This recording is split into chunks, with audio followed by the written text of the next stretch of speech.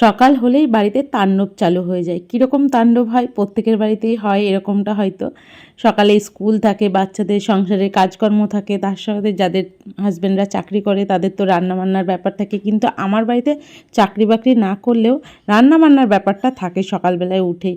কেননা আমাদের না অভ্যাস হয়ে গেছে সকালবেলায় উঠে রান্না করা। কিন্তু এখন আমার একটু ইদানিং অভ্যাস হয়েছে একটু দেরি করে রান্না করা। এখন যেমন সকাল থেকে উঠেছি, উঠে সমস্ত কাজকর্ম সারছি। এখন যেহেতু ছেলেদের 10 দিন মতো স্কুল ছুটি দিয়েছে। ভীষণ গরম পড়েছে তো সেই জন্য।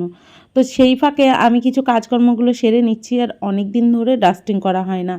তো এই জন্য এখন আমি ডাস্টিংটা ভালো করে ডিপ ক্লিন করে নিচ্ছি, কেননা এখন না এত ব্যস্ত হয়ে গেছি সময়ই পাচ্ছি না যে হলো কখন যে করব সেই সময়টা হয়ে উঠছে না। তো আজকে ভাবলাম কি ডিপ ক্লিন করে নিই, আর আজকে বারটা ছিল মঙ্গলবার।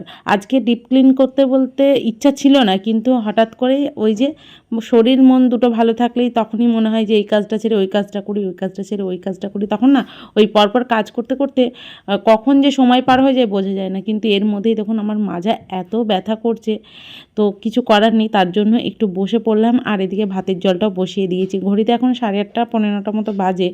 আর এর মধ্যে আমার সকালে কিন্তু প্রচুর কাজ সেরে নিয়েছি।